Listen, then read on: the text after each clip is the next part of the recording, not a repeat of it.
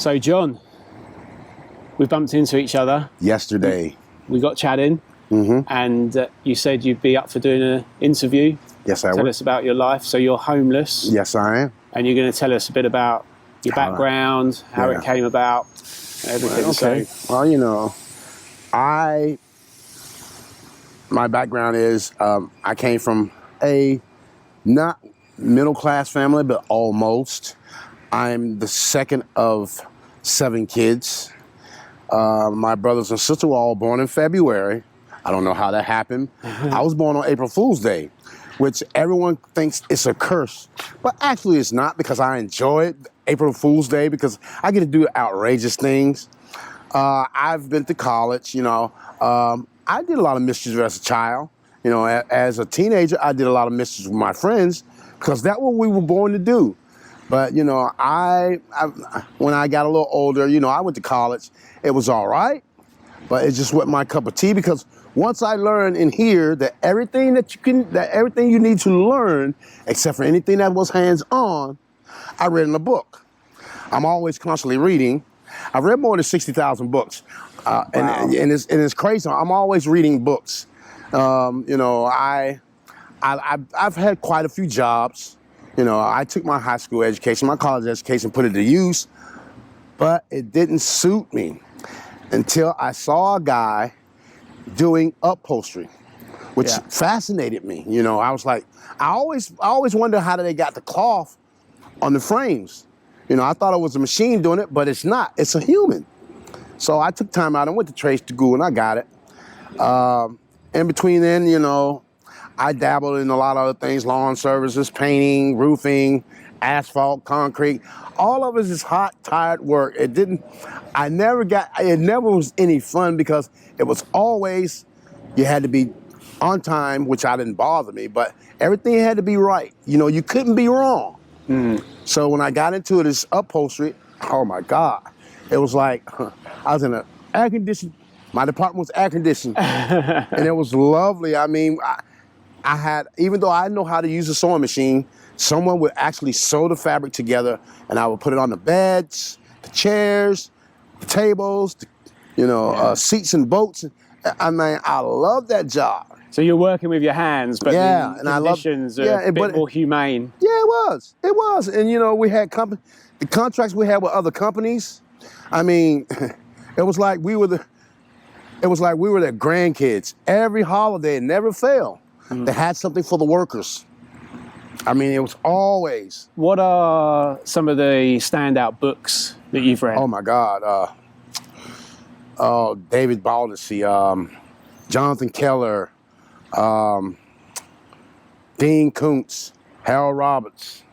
You know, as a matter of fact, I'm reading a book right now, Harlan Coben, The Innocents. Okay. And what's that about? Is that a fiction? I don't know if it's fiction or not, but it's kind of bizarre. This guy's in college. He's not. He likes smaller groups. There's 2,600 kids at the college he's going to, but he's going to UMass, which has 60,000 students. So he goes to a party.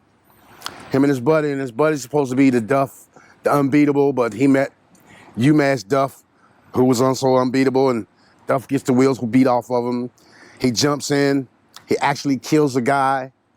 Now he's out 9 years later, and everything he's doing is coming back to him. You know, to his brother, had an aneurysm, you know, things such as that. I'm just into the book now where he knows all the players. Yeah. And all the players, including the police, judge, prosecutor, grew up in his neighborhood, but his neighborhood was torn down. Kind of like my neighborhood. Yeah. Because my neighborhood used to be, well, a lot of you probably looking at me and say, oh, this guy's young. No, I'm not. How old are you? I'm 60. Wow. And a lot of people don't understand, how do I look this age? I would never have guessed that. No one does. Everyone's like, yo, you must be in your mid-30s to early 40s. I wish I was again, because if I was again and knowing what I know now, then my life wouldn't be worth squat, because you can't change. You know, getting to the point where if you take care of yourself, as I have, even though I'm downtrodden, I'm not mad about it because this is part of life. This is part of the things that you must understand. You can't control every minute. You can't plan for the next day. Everything that you see and do, and every place where you go, people are having problems. People are trying. Life is not what it's supposed to be. Everyone's got their own problems they're dealing with. I mean, there might be someone who's going through a situation, similar thing, but no one is going through the same situation you are at that time. Of course, there are a lot of people around the world, and you can say, well, what about these? You can't say about them because they are in their situation, you are in yours. Yeah. I hate that I'm in my situation because I've been homeless almost a year, well, close to a year now. My company was sold, so I'm not mad about it. I'm just disappointed that conglomerates, such as where I worked at, they tend to think that they'll last forever. But when you can't pay the bills, everything goes downhill. It's every man for himself. So the people who own these conglomerates are thinking only about themselves, not about the people who put them there. So where were you working? Hickory Springs. And they made hospital it's called mattresses and they made it all. Mattresses, bed springs. I mean, we put together college beds from scratch. I put together hospital beds, mechanical chairs, from scratch. I did upholstery for $1 million boats, $1 million RVs, wow, houses, specially made. Everything is, the department I work in was called the special group because we did things that were ordered. These people ordered and they paid a lot of money for it to be correct, which I enjoy that because it's meticulous and you want to enjoy what you do. Yeah. And I enjoy seeing the smiles on people's face after I put together what they asked for. And when they look at it, it's like, oh my God, we never thought. I didn't want the accolades. I just wanted them to be happy. So they would have kind of like projects come in, and then you would work on a specific project, specific time, and really deliver that high quality to the customer. It's high quality. There are 20 people in my department. Every other department had like at least 60 or better. There are 20 people in my department. I guess we were the top echelon because we'd done everything in the plant, and they employed about maybe 20,000 people that work there, 3 shifts. So 20,000 people. It's based in South Carolina. No, it's North based, Carolina, yes, sorry, in yes, Charlotte. Yeah. Yes, it's based here in North Carolina. And how long were you there? I was there like, 7 years. Yeah. I enjoyed it. What happened then? They closed down completely? When the corona hit a couple years ago, got you. When the corona hit, a lot of people said, oh, it's not going to last. It's not going to last. At first, it was like, oh, everybody's, put your mask on, do this, do that. Then when people started dying, then they changed it. Now you can't move. Now they're bringing food to you. So in that meantime, you could go to work. I couldn't work from home because what I did was hands-on. So working from home was not an option. Yeah. So we go to work. A couple people died where I worked at. Well, as a matter of fact, probably about 15 people died where I worked at. Wow, okay. 4 died in my department, which left us with 16 workers. And after that, they started saying, oh, if it's mandatory, you got to stay home. Bills are piling up. I can't afford not to pay my bills. So while you're at home, you're not being paid anymore? No, we're not being paid. Even when I filed, I did not get the economic impact payment, quote unquote. That was the free money they gave everyone. But I had no way to get there to apply for it. And to apply for it, you had to go online. And then you didn't have to go online. Then people who didn't deserve it got it. Then people who needed it didn't get it. Then they started shortchanging. Then this is this, and it's that, and it's this and that. When you pay your taxes, you're entitled to a lot of things, give or take. But at the moment, when I could no longer get transportation to work, then I found out the company was being sold. Yeah. It kind of put a damper on everything. I've been homeless for a year now. I'm kind of mad about it. Actually, if I could get to talk to the people on the Senate, Congress, and I would let them know, look, you have prepared for all this. but you didn't see it coming. Now that I'm homeless, and you know, even though the company is not what it used to be, they're probably still working there, but not at full capacity. Did you get treated well? Was it that they just said we've got no work for you now, so that's it, or did you go through, like in the UK they would call it a redundancy process, or it's like a severance process? Well, no, I got a small severance pay, but it was enough to take care of my behind bills. And when you are behind, people believe me. Yeah. The electrical man, the water man, the rent man, you know, your phone bills. These people don't care that you haven't worked. These people don't care that you're struggling. If you can't pay them, they'll cut the service off, which really, really hurt me in the end. Because now I'm homeless.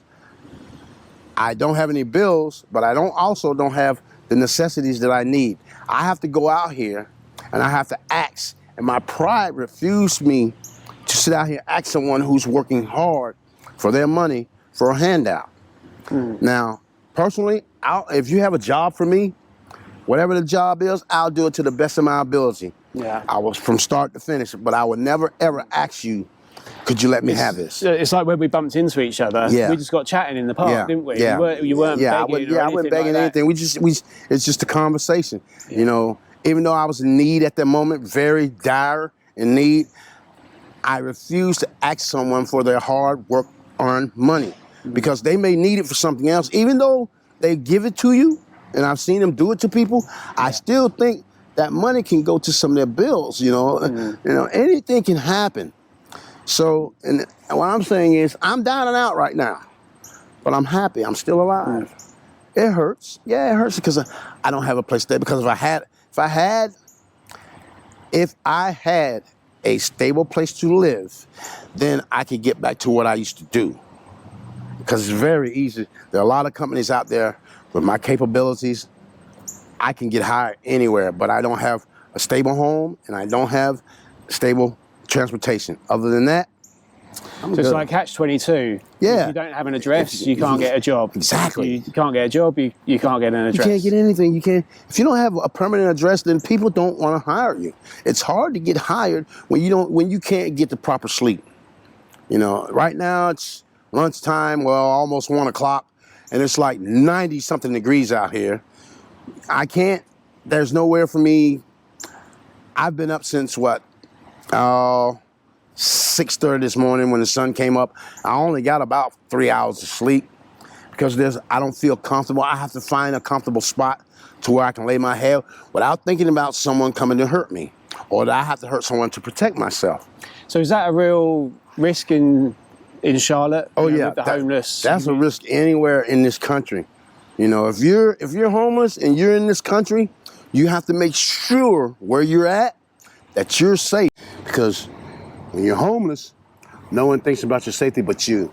You have people that come out, you know, feed the homeless, you know, but there's no one out there that really, really has a place for you. It's like going to the shelters. They're not safe because people bring bags in. You know, you have, when you have clothes and other things, you know, it's easy to pick up insects, bed bugs, ants, roaches, you know, all these little things.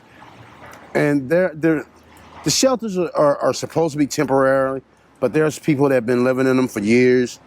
They get assistance from the government. They all they have to do is sit and wait once a month and they get a check.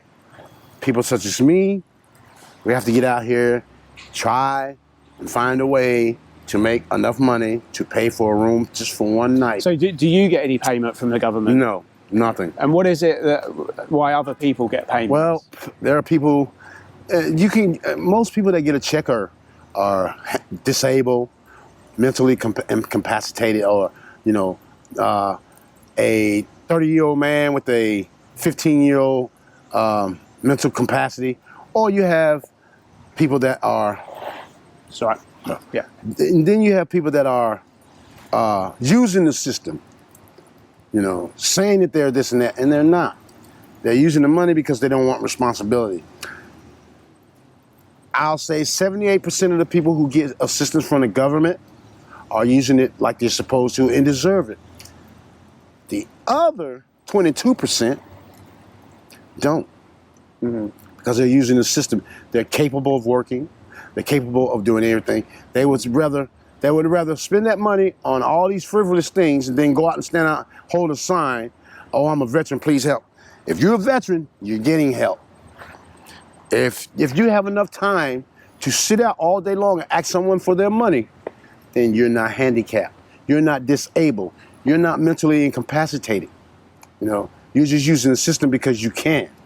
Me, on the other hand, if I thought I could use the system, I wouldn't, because I'm quite healthy. I'm quite capable of working, and I love to work. Love to get up in the morning and go to a job. I love the things that I do, because when you work hard, the rewards are great. And are there any organisations or support groups that could help you back into work, or because it's a process?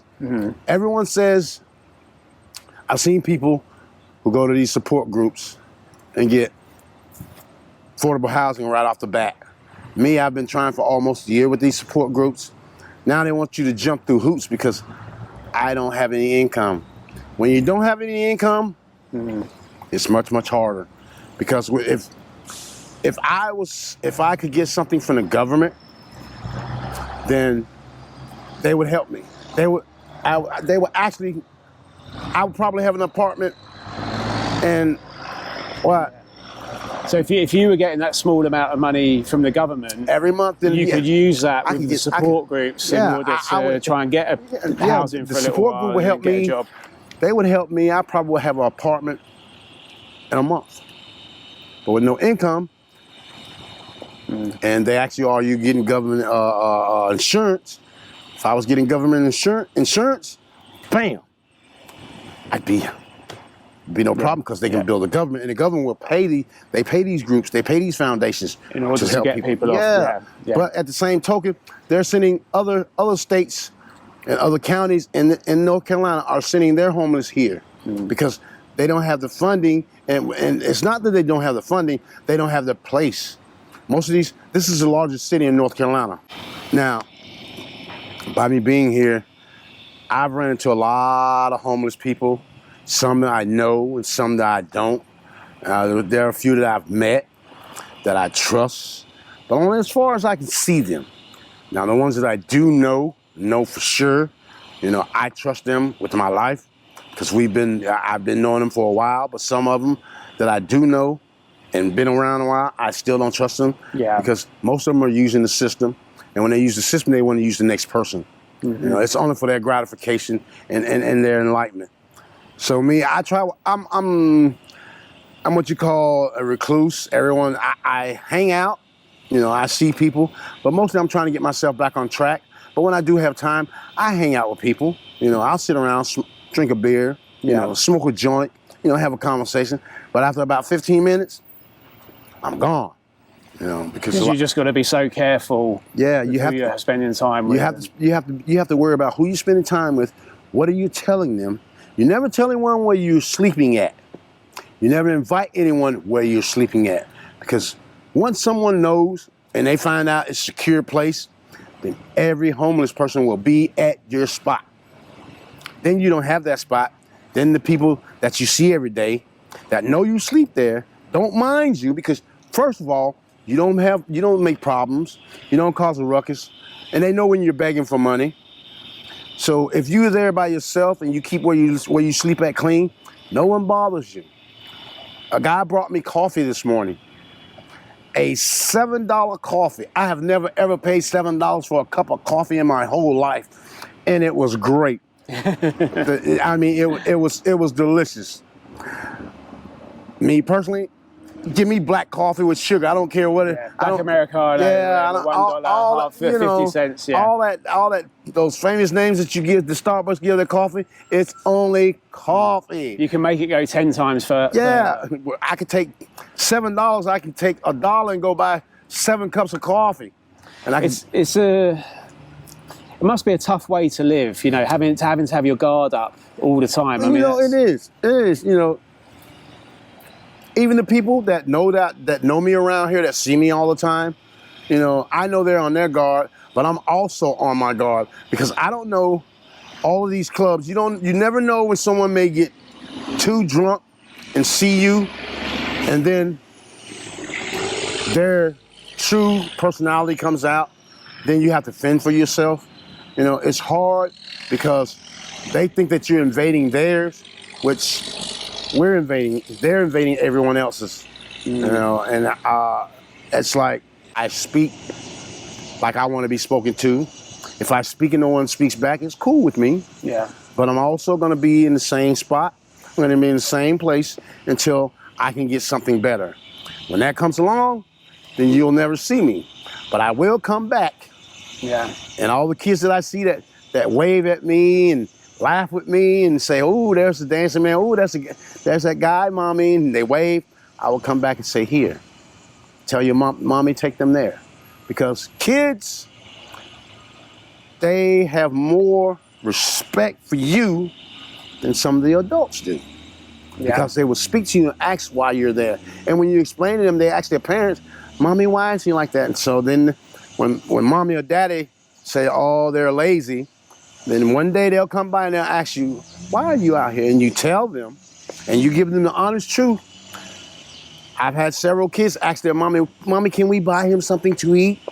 Or, "Daddy, can we buy him something to eat?" They will bug their parents. You know, they have no animosity towards you. Some people, adults don't have animosity towards you, like you. You know, when you came past right here at Cashew and you was looking, you thought it was on fire. Actually, yeah. A lot of people thought that. I was like, "Where's that barbecue smell going?" And it came out, and you know, we started talking. You know, I didn't ask you for anything. We just had a general conversation between grown folks, you know, adults who don't care about your situation, just to have a conversation to see what's going on. And you was talking to me about, you know, you do videos, you know, of different aspects of people's lives, which I applaud that, because a lot of people don't take time out to see what the other people are doing. Mm-hmm. You know, when you do, you see that their life is similar to yours. They just had a setback. Everyone has a setback. If you don't, you can't live if you don't have a setback, regardless of what it is. And this is really, it's part of like the hidden cost of the pandemic, isn't it? Oh, you were thriving prior to that. The pandemic caused a lot of people pain, caused a lot of people death. Not in such that the corona killed them. A lot of people killed themselves. I was in the homeless shelter, and a guy who has never had anything happen to him in his life didn't know how to adjust to not being in a $300,000 home, or, you know, a six-figure job, you know, vacations and all this. Me, I've never been at that pinnacle, but I can understand where he came from. I tried to help him. He just couldn't cope with it. He lost all hope. And like 2 weeks, he left the homeless shelter and he hung himself. You know, I felt sorry for his family, but he already lost his mom, his wife, and I think one of his kids to corona. And it hurt, it devastated him. Me personally, I look at it as everything that live must die. I will remember my family or my friends that died from the corona or did something to themselves because they couldn't handle it. Me, I could never kill myself. I don't wish nothing bad on anyone, anywhere in this world, because everyone deserves a first, second, third chance of getting back on their feet. What they do at that time, it's on them. Me, I'm gonna make it back. It's gonna take time. I'm 60 years old. I've made it this far. I laugh every day. Nothing gets me down because I have a book to read and I use my mind. I scan the papers, I go to the library, I do everything that I can. Somewhere in life, you're going to make it. Never get discouraged. It's like Alan here. Alan is a cool guy from England, you all. I thought he was from Australia. And we had a nice conversation. And Alan, it happens a lot. If you guys run into a guy from England, give him your time, because He is going to let you speak about your trials and your tribulations. He's just in it to see the perspective of other people. Now, me personally, I'm going to be all right. I'm going to smile. And I'm going to keep on going. Because life is life. You take the good with the bad. And with that saying, I hope everyone have a great day and a great life. Keep on pushing. There's something out there for everyone. Thank you, John. It's been a great conversation. Appreciate it, Alan.